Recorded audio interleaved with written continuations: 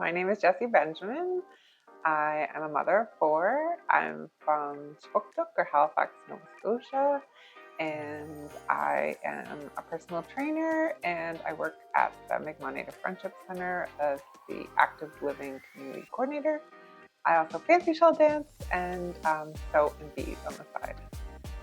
So we're just going to have a little discussion of what's going on because we're dealing with an injury. Yeah. Okay, so tell me about your injury. What happened? So I was snowboarding. It was not quite a week ago now, last Saturday, and I fell and I landed mostly on my sort of left hip, but also tailbone area. So my tailbone's quite bruised. Initially, it hurt more on the left, but now I'm sort of limping on the right. Okay. And it seems like I've upset my SI joint there and I have a little bit of a sore neck. I think my head hit as well. A little whiplash going on. Mini whiplash. Mini whiplash. You know, just regular stuff. We're going to do some stuff face down to begin with. Okay. To kind of just, I want to do some testing on what's going on. Test the SI joint. See, it could be coming from compensation on your piriformis on your right side, why you're limping, right? Because you hurt the left, and then the front side is kind of trying to compensate to take the pressure off of there. So I'm going to look at that aspect of it. So our assessment today is going to be very little movement for you. Okay. You're going to lie down. You're going to be face down most of the time. Okay.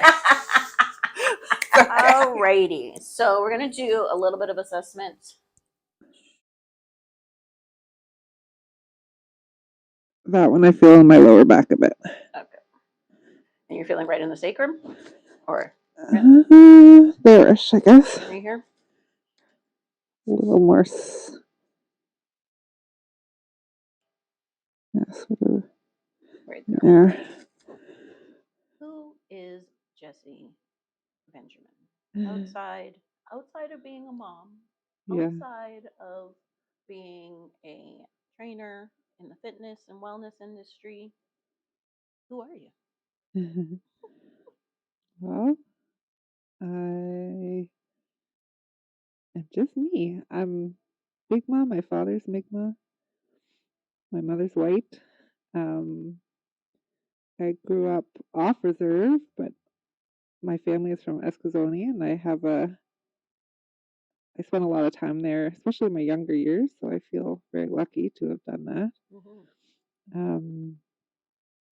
My family there is Juggage clan, Lobster clan, and I guess I guess I sort of I've grown up in 2 different worlds, or sort of walk between the 2 different worlds. Definitely on reserve, it is a different world. I figured that out when I was a little kid. When I grew up and spend time with my dad. But I also feel like that's been a blessing because we have something called two-eyed seeing. It was a Mi'kmaq elder who sort of coined that term, and it's basically like you're looking through the world through 2 different lenses, like your 2 eyes, but you put them together to sort of combine the different perspectives. And when he made that term, it was sort of describing like an Indigenous lens, an Indigenous point of view, and more of a Western way of viewing the world. So I kind of feel like that represents me pretty good. You're like a clear representation of both worlds come together. I'm a little combination of both. Yeah, I guess as a person, I just really try to be as honest and open and authentic as I can in all aspects of my life. That's my I guess those are my sort of strong values. I love it. So I can see where you named your business. Yeah. Based on that. I was looking at your logo and how, like, with the two eyes wellness, and I was looking at the one side with the braid for the culture, and then the dumbbell for the health Right. and wellness aspect. That's amazing. Yeah. Can you So speak a little bit about that? yeah. So my logo has two eyes, and one I chose a dumbbell just because it's more, health and wellness geared, and more sort of, I guess, I don't know what the word is, but more sort of standardized, or you take a course and you become a formalized sort of training that represents maybe my formalized education and training. And then, yeah, the other eye is seeing with more of the indigenous lens, and it's a sweet grass braid in that eye. And that the indigenous lens really, I guess, looks at health and wellness as really, really holistic, and not so segmented and regimented. And I find our society is so, it's like, oh, if you need to get healthy, just work out and go on a diet. It's so sort of single-minded, kind of. yeah, like categorized, and that doesn't take into account, how's your spirit doing, how's your emotions, have you been doing any work to heal your trauma? Like it's there's so much more to it. And I guess I also really take that approach in my own life too, and just it's really reflective of my own journey, I guess. Yeah, I went for a treatment somewhere the other day, and they're kind of just like, well, maybe they're like, well, you're so active, like maybe you should do less. And I was like, what? Yeah, no, it's more about like figuring out, well, some things you might have to do less, but other things you might have to do more. I know, but I was just kind of like, the answer of like, it's never like, almost never is like, I remember like for years they would always say like, oh, just rest, you'll be fine. Right. And I was like, rest a lot of times is not the answer. Before you got into health and wellness, you were a veterinarian. Yeah. What led you to being a veterinarian to begin with? And then what changed your course? So I always wanted to be a vet. It's funny because I was one of those lucky people, I guess, that knew what they wanted to be when they grew up when I was a kid. Like I remember I had my palm read when I was 9, and she said, "You're gonna know what you want to be when you grow up when you're like 10." And I said, "I already know. I want to be a vet." And I can't even imagine that now. Like I have a 10-year-old, and I can't imagine him knowing what he wants to be when he grows up. Like it doesn't even seem right. But I did. I really loved animals, and I wanted to be a vet. It was all, I didn't really have a backup plan. So I did that. I went to vet school and worked really in the industry for like 13 years. And I love certain parts of it. Like I love the job itself, but all in all, it was a very high stress, high demand job with very low appreciation. Especially, and I'm not just speaking about clients, it was more, I guess, who I worked for. Yeah. And that, they just want you to give, and we're never really grateful, or even sometimes respectful for the knowledge you brought, or the amount of effort it took to, vet medicine it's very demanding. You have to be emotionally available for your clients, well, the owners. You have to be compassionate. You have to have a lot of empathy. You also have to, like, there's also finances that come into it all. And you have a lot of high stress. You have to bounce back and forth between, an animal crashing and then maybe a new puppy appointment. So like it's a high stress career, I guess. And you don't get breaks usually, and that sort of thing. So my personal path and journey was really leading me towards doing a lot of healing and also reconnecting. When I started fancy shawl dancing, I really started reconnecting more with my own culture, and I got to a point where I was like, I need to work with my community. Like, this is just where, like, I'm just going to follow this path. And that's what I did. And it's been great. Like, I do miss certain things about vet medicine. I miss actually like doing the job, but I also am like just so happy with what I'm doing now, and it's a completely different career path altogether. And but I'm working with my community, and I'm trying to encourage physical activity and encourage health, and trying to get kids active. I work with a lot of kids, and it's great. It's so rewarding, and it's actually the opposite. It's a really low stress job with high appreciation. So yeah, I think just for me, vet medicine was something that I don't regret it at all. It's just I think maybe that chapter's closed, and I'm moving on to the next. Because I am a body nerd. Yeah. How much did learning and understanding anatomy, biology of animals, how much of that translates when you're working with now humans? Oh, a lot, because it's all the same. I mean, there's some species differences, but not like there's not really a lot from a dog or a cat to a human. Like, the muscles are pretty much the same. So I'd say a lot of things translate over.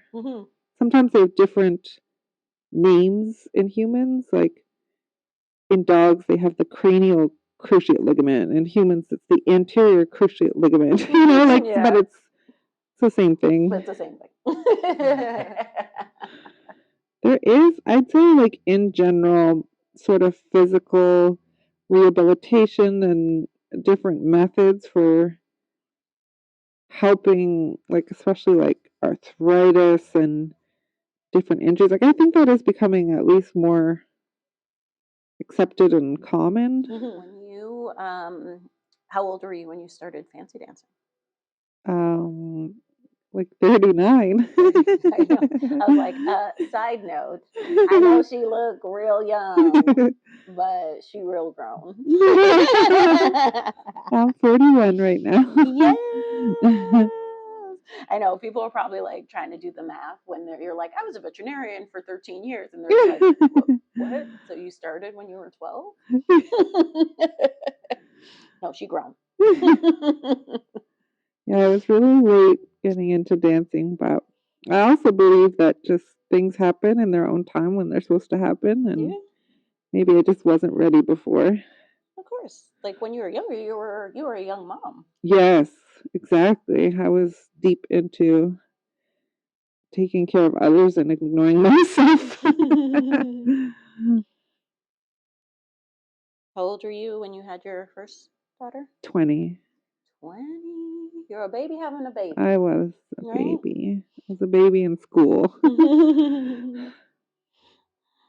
You still did it. Yeah, I had my first two. I had my daughter in my undergrad, and I had my son in vet school. Oh my gosh. It was not ideal. But I'm sure that it's helped to make you way more resilient than, say, the average person. Yeah, no, it's definitely some of the hardest times. It's just trying to, especially vet school, trying to get through vet school and just. Most people struggle to get through med school just on their own. Yeah. So I applaud you. Like people be saying right now, I'm going to give you your flowers because I was like, because I know you're better than me. I was like, I don't know if I could have done it. I had a friend when I was in university, she was in nursing school and she had a daughter, and I was always just like, and she was on the track team, and I was just kind of like, I was like, I am just me struggling to like feed myself properly. And you have like a whole family. You have a husband and a child, and like, I was like, good. I was like, good on you. I feel like you just do what you have to do. Like, I guess that's just, Yeah. like, if given the choice, I don't, like, or I don't even know if I could do it again. But, like, in the moment, you just don't have any other choice. So you just really focus on, like, one foot in front of the other. Get through this day. Get through this day.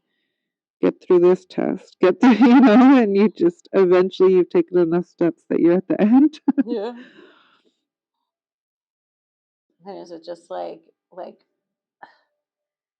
what did you go through when you were going through that? Like, did you have like, I know at that time we didn't talk about depression as much as we talk about it now, and as acceptable as we talk about it now, but I'm sure there was points where it was a struggle, where you're like, how do I do this, like Yeah.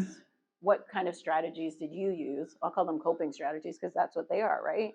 Yeah. I feel like, I don't know if I had the best coping strategies then, to be honest, because I feel like I was so young and That's it was fine. literally like just, I think, survival mode. And I will say I had help both times. So when I had Kiara, my oldest, she was 4 weeks old when I went back to school, and my best friend Lucy moved in with us and helped me take care of her until she was old enough to get into daycare.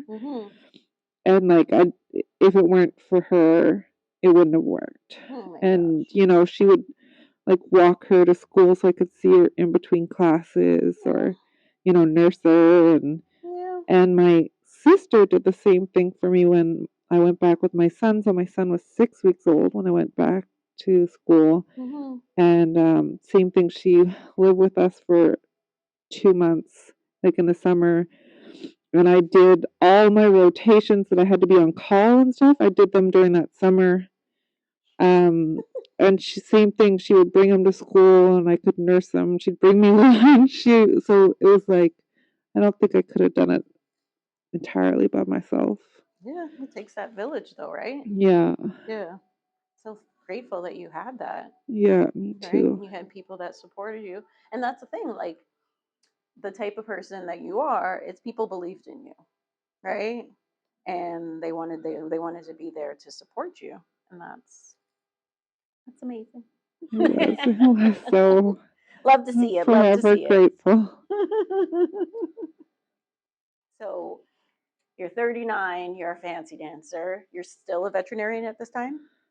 No. So, what happened is I got laid off during COVID. Well, I was given the option. There was two vets. I was working at the SPCA, which is our animal shelter, and there was two vets working at the time, and I was the senior vet.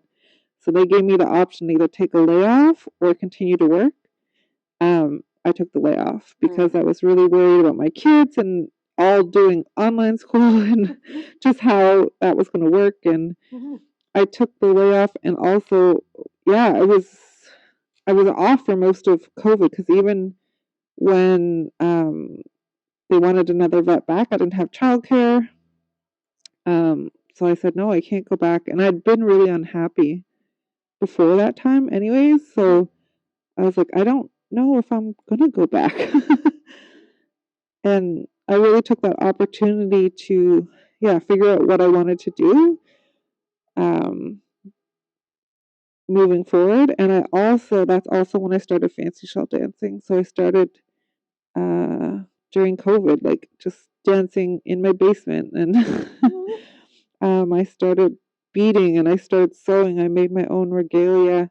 I worked for months, probably like 6 months, making my regalia. And it was just an entire sort of journey during that time. And by the end of it, I was like, yeah, I'm definitely not going back. I'm definitely gonna either make my own job where I can work with the community or find something. And I just happened to find a job came up at the Friendship Center that was basically what I wanted to do on my own. Yeah. So I was like, perfect. And it's so great working there. Oh, I love it. No, what I do at the center is I'm more of like a program coordinator. So I try to get programs going. So I'll try to find funding or work on partnerships to make a program happen. And so, like, examples of types of programs, we right now have a ski and snowboarding. That's how I hurt myself. Snowboarding, ski and snowboarding program. You know, maybe it's like swimming lessons. Maybe it, like, sometimes I have done some power dancing programs for people, but it's just basically programming that happens for our community members. And my job is sort of like to sort of get the funding, I guess, and create partnerships and make sure it all happens. But I'm not necessarily the one facilitating things. Jesse and I met while doing this amazing thing that was out of my comfort zone. Was it out of your comfort zone? Definitely. We filmed a TV show called Canada's Ultimate Challenge. It's the first ever episode, well, series of its kind. And so we had no reference and kind of went in blindly. What made you actually decide to do the show? Yeah. So to be honest, I was very, well, first of all, I thought it was a scam. So I wasn't even believing that it was real for basically until I got my ticket to go to Toronto.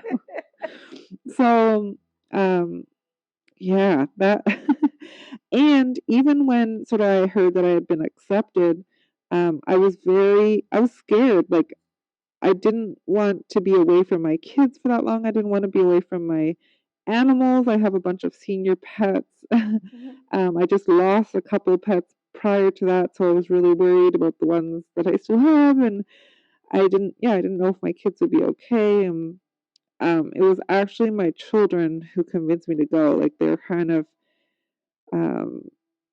just all for it. Like, you have to, Mom. Yeah. You know? I would do it. I think my daughter said that to me, well, if it was me, I would do it. And I was like, yeah, you're right. And so when I saw that they were confident in me going and not worried about me going, then I stopped worrying, I guess, as much. Let's do that leg lift again. Let's start with the. How's that feel? I guess I felt it a little bit in my lower back that time. Yeah. And then on this side? Yeah, I still.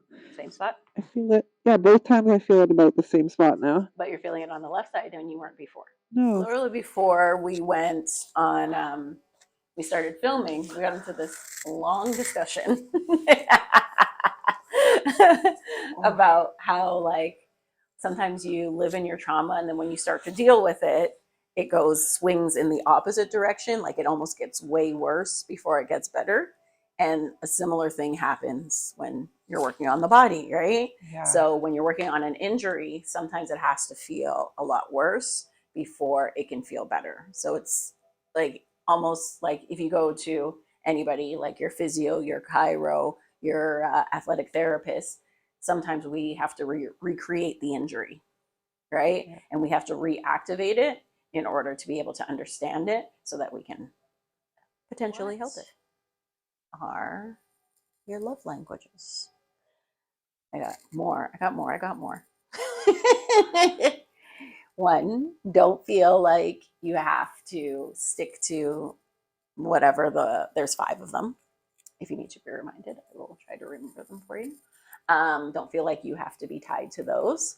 And then how do you, and it's 2 parts, how do you want to be loved versus how do you love? I feel like I know pretty well like how I love, but I still don't know if I know what all my love languages are for me being loved. Oh, I just hit my microphone there. So I know that, I guess it's like that acts of service. Yep. So I know when I care about someone or something, even my pets or whatever, like I'm trying to take care of them. I'm trying to do, like, make sure, like, I know with my kids, I'm like, okay, did you eat? Do you have this? Do you need this? How are you? You know what I mean? So I think that's a lot of what I do to try to show that I care about someone. I think, and I think I would appreciate the same if someone was taking care of me. I don't really have that in my life. I guess, yeah, quality time. So if someone's making me a priority, that would obviously. But I think I have others that I'm not sure what category they fall into. Is make your own. I guess just being able to trust people, so they follow through with what they say. Okay. And I feel like that ties into safety maybe. And another is that someone has my back, like even when I'm not there or not there, they're looking out for me and thinking about my interests as well. So you need a ride or die. Just someone that just I know is looking out for me, I guess. But I think that's still caring, or maybe that's still an act of service. Is there? Yeah, I think that's. I'm not sure. I think that falls under acts of service in terms of like those love languages. But I feel like it's its own thing. I feel like similarly, safety is huge for me. Yeah. I think with women in general. Yeah. Even men. No, I think with everybody. Yeah, whether it's physical safety, emotional safety. Yeah. But yeah, definitely safety for me. Yeah. Just you know that they're looking out for you in all situations. Where do you think that comes from? That need to feel safe? I think unsafety. Being unsafe in a lot of situations is where that comes from. Not having that. A lot of my relationships, I have not had that. I was like, we couldn't have done this early on. No, because I was trying to stretch my leg this way on the couch, I think. Yeah, I saw you. And I was like, that's my goal. I was like, if I can do this and you're not crying, I've succeeded. The little goals, right? What makes you belly laugh? That's actually what I want to ask. What makes you belly laugh? Like not just like chuckle. I'm not talking about a chuckle. I'm not talking about a giggle. I want what makes you belly laugh? I find I have a strange sense of humor because it's usually the stupidest, corniest things that get me into like uncontrollable, like I'm crying and I can't finish talking. I don't know. And I don't know why that is.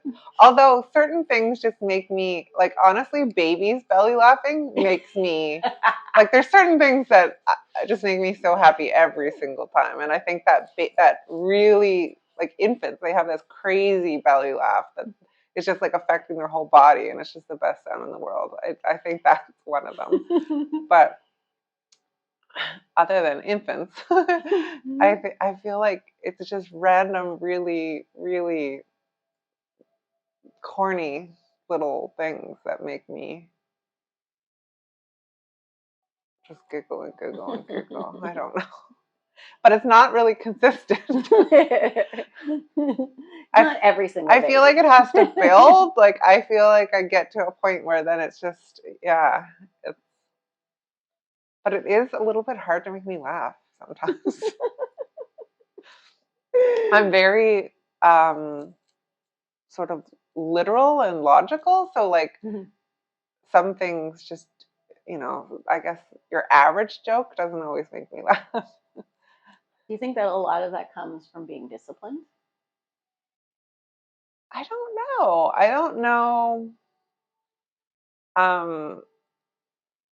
I have a child who's neurodiverse, and as I'm learning more about them, Mm-hmm. I see a lot of the same characteristics in myself. So I don't, granted, I've never been tested, but I sometimes wonder um, if that's why I guess my brain works the way it does. Mm-hmm. 'Cause, yeah, it's very sort of literal and logical, Yeah. but I don't know. I always joke all the time that I'm on the spectrum, but Well, I was like, I don't know yeah, where, but I'm on it. I'm on it, yeah, and I'm skewing one side. yeah. So I want to look into that, but it's very expensive to get tested, and so I don't know if that will happen or not. I've only just really started crying Mm. lately, and like I also don't cry very easily, Yeah. and even with really sad things sometimes, even though I feel sad. Yeah. Um, and I found over the last year, like just crying sometimes of just things that even make me happy. And it's like, wow, I've never like just cried so easily before. So it is interesting. Something I'm just starting to be able to do. To take on. Once you start, though, Yeah, and everything. it's a problem. Because I feel like I didn't cry. Like I taught myself how to not cry. Yeah. But I think like, and the thing is, I want to cry the most when I'm angry. Less Me when I'm too. sad, Me but more when I'm too. angry. Me too. I was like, what's your fondest childhood memory? Fondest childhood. I don't know if I have a certain moment in time, but I have a lot of memories of just playing with my best friend in the woods. And I think I grew up in the country, so I think just the woods was kind of like my just spot that I'd go to like just get away, and just it just felt so peaceful. Yeah. Sometimes even I ran away when I was young, and I just literally go to the woods for hours and hours and hours and just hide and just like wait until I was calm and then come home. It was like your getaway to Escape. yeah, kind of just like deal with yourself and not deal with everybody else. Emotionally regulate. Emotionally regulate. I like that. If you were to like categorize the kind of kid you were seen as in like grade school, were you the nerd? Were you the jock? Were you Definitely the jock, but I also um I guess was like a little bit of a nerd too. Like really enjoyed school, to be honest, and I did some of we called them IB courses in high school. Me too. Oh, did you? Okay, so Jesse. so like yeah, and I got along with everyone. Like I feel like I got along with the jocks and the nerds and the you know what I mean? Like Yeah. it didn't really matter to me, but I was definitely a jock as well because I played all the sports, and like at lunchtime I just shoot around and play basketball. I was always doing something active. Yeah. So funny. I was like, every time I talk to you, Jesse, I like you more and more. Like every single time. We're like the same. I know. I was like, oh. I always say I don't feel like I don't ever think like I ever, as much as I knew everybody, I don't think I ever felt like I fit in any of the groups.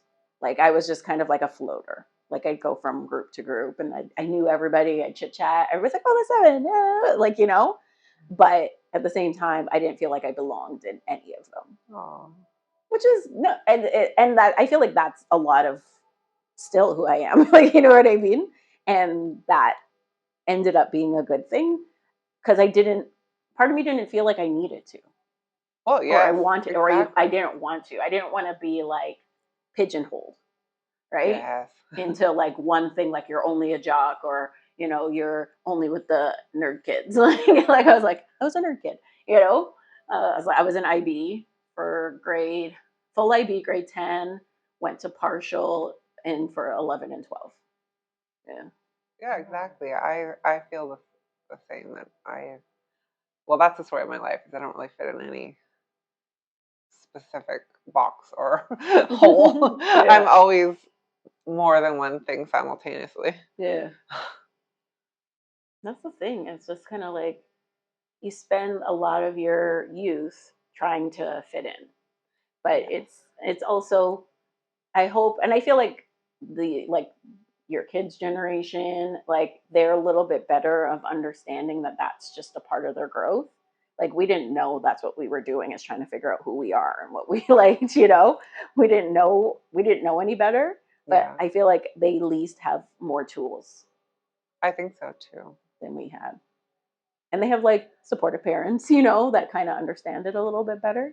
And I think too, just well, I've really noticed it with gender and pronouns, that kids these days are so much more fluid with and understanding and able to adjust. And I've seen, I know my kids' friends, some of them, they change how they identify, and like nobody, like everybody just goes with it. Like, this is their name now. This is, you know what I mean? This is their pronouns, and they don't question or judge, or they're just willing to be more fluid. And I think hopefully that's going to translate to other things as well, but it definitely makes me hopeful that everything isn't so rigid. And Yeah. Or one or the other. yes. Yeah. I was going to say black or white, but I hate that. No. Yeah, well, yeah, exactly. Being 'Cause it's not even biracial, that is definitely Exactly. there's definitely people want you to just say one thing. Yeah. You can't be two. And that's the thing. So you're biracial. My mic is like on your foot. So you're biracial, and then you had biracial kids. Yeah. So it's when you're like, did you feel like you had to maneuver two sides? And like, do you think your kids have a similar experience? Yeah, I don't know how. I guess I'm just trying to let them um, be and figure it out. But I know I've had, at least my littlest one asked me, like, am I Mi'kmaq? You know what I mean? And I was like, yes, you are, because you're my kid.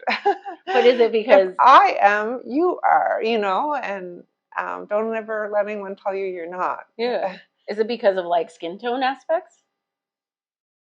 I don't know. I don't know where it came from, Mhm. but yes, because I think obviously um, they probably. I think anytime you are of mixed race, you often end up identifying more just however people visually see you. Yeah. um, but having said that, it's really up to you to how you identify, and there's nothing wrong with being more than one thing. People just don't like that. Yeah.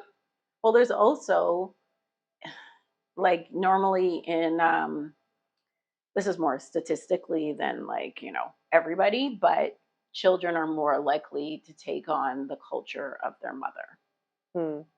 right? Because they're the person that they probably spend more time with. They tend to spend more time with the mother's family than they do with the father's. And this is in all kinds of relationships, whether the parents are together or not together, it's still the same. Hmm. So, um, how do you deal with a question like that with him? Like, do you like start to ramp up? You're like, all right, we're going to class. Like, or like, here's some history books. Here's our people. Like, how do you deal with that? Well, I guess growing up, I always made sure that we had representation, like say for instance, books, or for me, if my kids wanted dolls or things, I always made sure that they had representations of both. So we have black dolls, we had Native looking dolls, we have books about Black history, we have Mi'kmaq history. I made sure that they have both, and was very conscious to try to, especially with my girls, pick dolls that look like them. Yeah. And but I guess I've never really told them what, you know what I mean? I just let them navigate it themselves. And I know personally, because I grew up in a white household, it took me a long time, really, like I just started fancy shawl dancing to really um, feel a bit more connected. Mm-hmm. I felt disconnected before. So there's no timeline either, I think. You know what I mean? You can it, you can completely take your time, and I find my oldest daughter is just really starting to a little bit more ask more questions, want to learn more about her Mi'kmaq side, and just embrace that a little bit more. So I think it's kind of neat that she's she's stepping into that Yeah. herself. But I guess I'm just letting them navigate it themselves at this point, because I think you can never really tell someone how to do it. I think Yeah. it's so different for everybody. One of the things that I had to learn to do was to kind of go with the flow a little bit better. That's why I asked you the discipline question, because that's my problem. Is that it's like I almost had too much discipline, and so I wasn't able to enjoy everything, right? Because I was always trying to control every aspect of it, and I had so much anxiety over trying to control things. When I was finally able to let that go, then life just got a lot easier, less stressful. I used to get like super bloated, like I used to have a lot of stomach problems. Yeah, a lot of that stuff calmed down. Yeah, trauma. I find it very interesting because talking about like sort of neurodiversity and things, um, I think there's just so much we don't know yet, and trauma really can also exhibit the same way. It can have the same effects and the same changes on the brain as ADHD or autism. So there's so much crossover. I find it also very interesting, and I also wonder that, okay, am I a bit neurodiverse, or is this all trauma related? Yeah, it's just like, where did this come from, right? This is just, was I born this way, or was this because my brain was affected in certain ways as it was developing? Yeah. Do you have siblings? Yes. Older, younger? Both. Mm-hmm. I have 16 siblings. Ideal meal. Like, what? Where do you fit? In the Middle to older. Of my mom's children, I'm the oldest, and mm-hmm. that's the household that I grew up in. Mm-hmm. Of my dad's children, I'm sort of middle to top. Okay. And how many? So, like, did you grow up with everyone, or were There was four of us, just my mom's kids. okay? Yeah. And where do you fit in the four? I'm the oldest. You're the oldest of those four. Yeah. Okay. So you were. So we look at the psychological aspect of the older child. They tend to be very responsible and very disciplined. Yes. And more likely to internalize feelings of and feelings in general, internalize their feelings and kind of like take one for the team. Yeah. Yeah. Do you feel like you fit in this description? Yeah, I definitely I think I also took on the role of protector sometimes of my younger siblings. I would stand up for them Definitely. when I felt they were being wronged. So you went from being oldest child in your household with three younger siblings. Then you had your own children. Mm-hmm. Did you know this was going to be therapy? That's the therapy part and stretch therapy. Such therapy. And then you had your own children. Yeah. So who takes care of you? Not really anyone. Well, I take care of me. I didn't always. Yeah. But I do now. Yeah. What does taking care of you look like? I think it looks like different things on different days, but the first thing that I did when I decided to start taking care of myself again, or when I really recognized that I wasn't, was I started working out again. So for me, it started with movement. But as I started my fitness journey, then, it did eventually evolve and grow. And I've really been doing a lot of healing work um, over the last few years. And also spiritual, because I feel like when I started dancing and reconnecting with my culture, that was that missing piece that I hadn't really addressed yet, was my spiritual health. I'm just at the point now where I'm just always trying to learn more about myself and be as aware as possible, and actively work on trying to change things that I don't like about myself, or like certain reactions that I don't like. I'm trying to get to the root of why I do what I do. And what is your favorite part of your body that you like to work out? I don't know if I have a part of my body, but like I love to jump. I love to run and I love to jump. Yeah. So it's more there's multiple parts of my body, I guess, there at work, but like it's the feeling, I guess, that it makes me feel like revitalized and like alive when I can run fast and jump. Yeah. And you used to do track, right? Yeah. What did you do in track?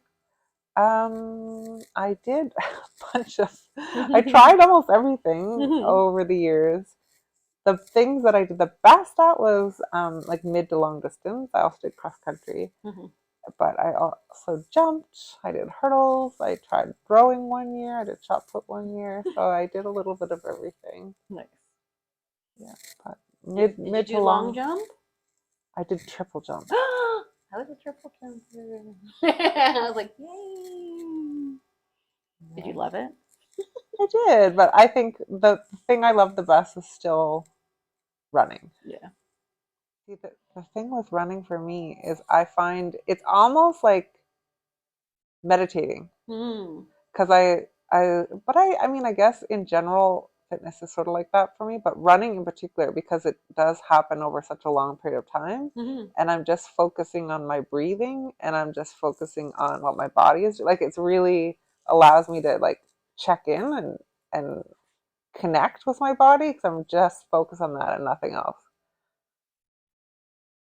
And there's no better feeling than having a really good run, and you just feel like you're running for so long and so fast, and it's I don't know, there's definitely a euphoric adrenaline, sort of feeling, euphoric runner's high, I guess is what they call it, where you're just like so happy. Like, that was I don't know if I've ever had runner's high. I was like, is this over yet? That's how I feel when I run. But when I sprint, I'm like, yes, like I feel free. When I'm sprinting, like I feel like, oh, you're just like, you could feel the wind on you, and you're just like, oh, that feeling to me is insane. That's why, like, when you go on the treadmill, it's not the same. It's not the same. It doesn't feel as free as like you're actually making a distance. I think that's also why I love fancy shawl dancing, is because it's just jumping. Oh, cry. Little adjustments, little bonus. Everything, your whole life depends on what choices you make, right? Yeah. And I don't believe in there being like right choices and wrong choices. There's just choices. I was like, you make a choice, and all of a sudden there's consequences to each one. And consequences, when I say consequences, everybody always thinks it's wrong. It's like negative. Yeah. But consequences are consequences. It's just sequence of events. Yeah. Consequences are consequences, whether they're good or bad. Things will happen based on the decisions that you made, right? And there's so much that you're ancestors can give you, right? So like your parents, your grandparents, like their decisions did affect your life in a certain way. But at the end of the day, you have this choice on whether to follow it or to figure out a new path. I think the other thing too is sometimes just realizing we have more choice in a given situation than we think we do. Yes, then we let ourselves believe. Because that was sort of one pivotal moment for me. It was a therapist actually I was talking to, and it was our very first session. I sort of just described my life, and he said to me, "Well, what it sounds like is that up to this point, you've been in the passenger seat, and that these are the things that happened to you, and that's why you did the things you did. But you need to get to the driver's seat so that you're choosing, what you want to happen." And it was true, I think, at that. And when you're just reacting to what's happening, you're in a very fight or flight mode. Yeah. And when you're choosing, I think you have to be in a more healed mode to choose, even when something bad is happening, what you want to do or how you want to react or how you want to view it. That's a big one. How you want to view it. Yeah. I had a friend that used to say, he's like, yeah, this person was abused. I was abused. So it doesn't define me. If I sit there and focus on it, then all it's going to do is control me. So if I just view it as something that happened and I move on from it, then you're done. Like, you know what I mean? And at that point, he wasn't very healed. It was more of an avoidance. And that's the thing. Like I think people confuse avoidance versus like how we're talking about it in terms of how you deal with it, right? You also have to face it first before you can fully heal from it and choose to view it in a positive light. There's positive and negative in everything, in every single thing. Like I wouldn't be here in this space, in this time with you if all the negative things that had happened to me hadn't happened to me or I hadn't chosen them. Yeah, well, I think there's always lessons. That's the way I look at it anyways. Yeah. It's like, okay, this horrible thing happened. What did I learn from that? And maybe it didn't feel like any positive came out of it, but there was a lesson. So like, let's see what the lesson was. Yeah. Didn't feel positive in that moment, but it also could create some positivity for you in the future. Exactly, because I won't make the same mistakes, or I will handle myself differently.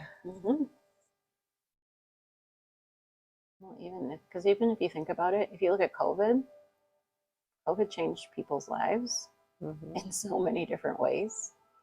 And I remember I felt like a little bit grateful for the break.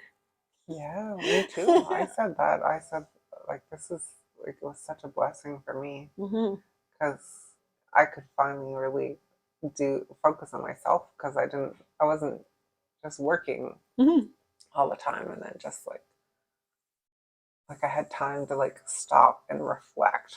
And that was a big life changer for you, right? It was, because I said to myself, I need this. Like I need to have a better balance of work and my life. And like it also, for me, I got so much closer to my kids because I was home with them like 24/7 for like at least a year sort of thing. And our relationship grew, and I was like, this is more important than anything else. So my next job needs to allow this to continue.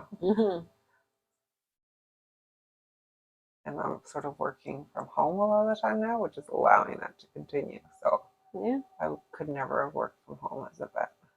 Yeah, it comes back to what you were saying about when people live in fight or flight.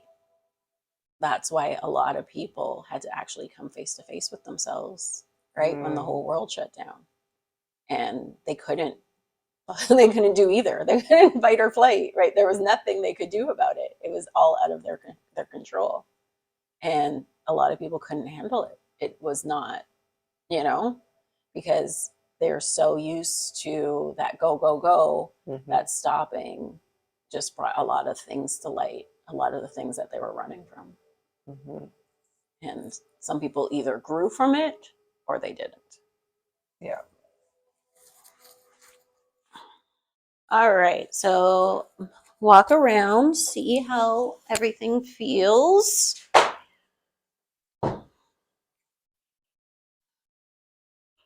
I definitely don't notice the limp that I was doing before. So not as gimpy. Lovely. You look When taller. I was I was like, did you just grow? I think I was kind of like, Yeah. I was like, are you this tall? What is happening? So one of the main things that I noticed is all throughout the session is you're breathing shallow, right? So part of that could be because pain, right? Yeah. Like you're dealing with the pain. So in that protective, you want to like hold as much together. So then at the end, when we were doing the breathing exercises, it's kind of just like one, calm the heart rate, bring the system back into the parasympathetic, and just like calm everything down and give it a chance to kind of just like be on its own and just kind of be like, okay, it's okay, it's gonna be all right. Like it's really like that's what breath does for your body. It kind of like soothes it, right? Yeah. So then that's when we did the breathing. So that's one of the homeworks. I want you to practice breathing deeply into your diaphragm and getting that moving and expanding, because there's like deep connection between your diaphragm and your quadratus. I was like, why do I not remember this? Quadratus lumboris. Yeah. When I was learning it, I was talking about this in Dell's interview. When I had to, maybe it wasn't her, somebody's. When I had to learn it, I would do quadratus lumborum, like it was a spell. Oh. That's funny. Because it sounds like a Harry Potter spell. Bibbidi bobbidi. Yes, it sounds like a Harry Potter spell, or like, you know. So you're just like quadratus lumborum. So whenever I do this, I remember. That's so funny. So weird, random. But yeah, so there's a direct correlation between your diaphragm and your quadratus lumborum, and on both sides. So if one side is a little constricted, and then of course your psoas is also connected. So we tried to do some work in the psoas and also create some circulation and space along this side in this area to take some of the pressure off, because it's like it's in Jesse mode. Jesse mode. It's in Jesse mode of trying to protect the left side. So it's taking on the load. That's why it's Jesse mode. Oh, I see what you did there. I'm taking on the load that is not really its actual job. It's taking on the load of the other parts of the body, right, in order to protect. Yeah. You know, it's just doing what it knows. It's got to make different choices. We got to bring it all around. We got to bring it for a full circle. I feel great. I can definitely feel a difference. I think when I came in here, especially just being injured, I was sort of crunched up a bit and wasn't able to sort of maintain a normal posture. And I feel like I can now. So definitely feel a difference in my neck and my hips as well. So it feels great. I guess at this point, I don't have a definitive plan. I'm very happy where I'm at. So I'm just really open to possibilities, and I don't have a clear, defined expectation, I guess. I'm just open. My expectations are open, and I'm willing to sort of just experience whatever comes my way. My name is Jessie Benjamin, and I've just been stretched and released by Devon MD Jones.